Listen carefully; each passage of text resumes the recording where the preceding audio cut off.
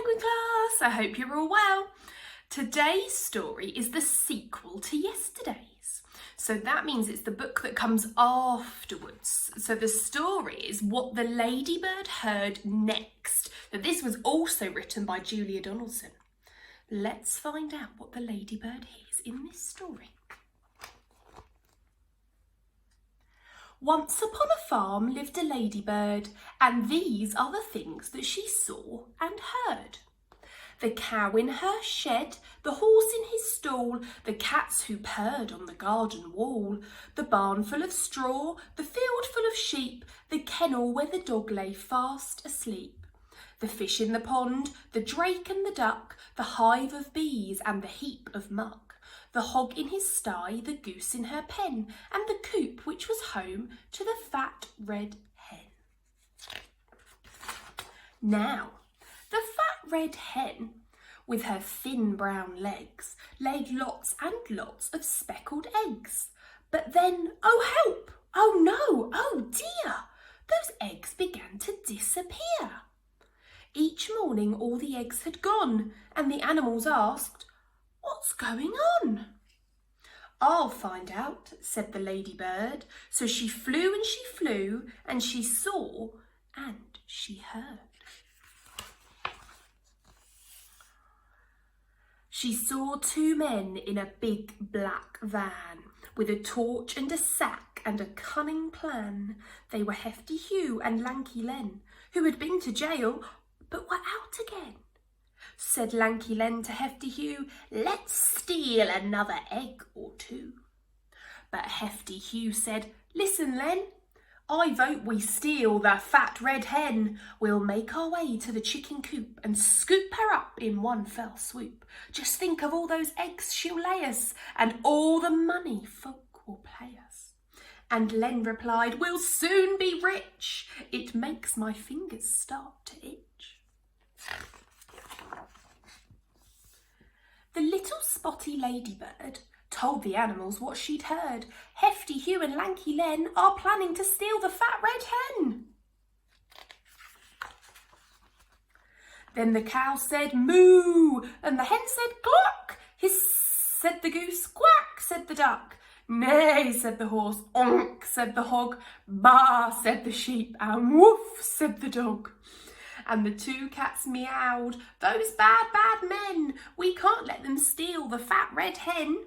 But the ladybird said, "Listen, quick, I've thought of a really clever trick." At dead of night, the two bad men opened the coop and snatched the hen. But the fat red hen began to cluck. "Why don't you steal the downy duck? Her eggs are bigger far than mine, and people say they taste divine." "Good thinking that," said Lanky Len. They tiptoed to the pond, but then the downy duck began to quack. "Oh, please don't put me in your sack. Why don't you steal the goose instead? She's bigger still and better fed. Her eggs are huge and tasty too." "Good thinking that," said Hefty Hugh.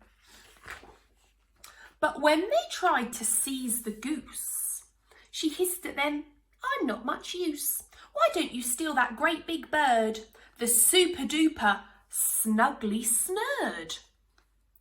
"What?" said Len. "And who?" said Hugh. The goose replied, "I thought you knew. She lays the biggest eggs of all. Each one looks like a rugby ball." The duck joined in. "She's friendly too. I'm sure she'd love to live with you. She'd put an end to all your cares. You'll very soon be millionaires." "Where is this Snurd?" asked Lanky Len. "Not far away," chipped in the hen. "She lives inside that big brown heap. You'll find her there. She's fast asleep." The two thieves laughed. "Oh, we've got it made. Let's take turns with the farmer's spade." They dug, and Len said, "Pooh, it stinks." And Hugh said, "So do you." And Len said, "Where's that giant bird, the super duper Snuggly Snurd?" "She's rather shy," the goose replied. "She must be hiding deep inside." So they dug a tunnel nice and deep. "That's it," said Hugh, "now in we creep." "I think we're nearly there," said Len. "The snurd will soon be ours." But then the heap collapsed and Hugh said, "Yuck, we're covered head to toe in muck." And Len complained, "There is no snurd, they just made up that giant bird." Then the other animals gathered round and all let out a deafening sound. Neigh, moo, oink, bah, woof, woof, meow. What a racket, what a row. The farmer woke and said, "Goodness me," and he had a word with his prize queen bee.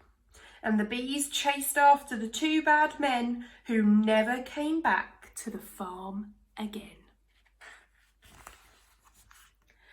Then the cow said moo, and the hen said cluck. Hiss, said the goose, quack, said the duck. Neigh, said the horse, oink, said the hog, bah, said the sheep, and woof, said the dog.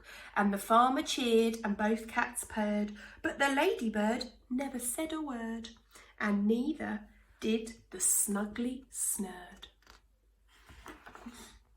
Those animals are very good at making a plan to catch the baddies, aren't they? I'll see you again soon for another story. Bye.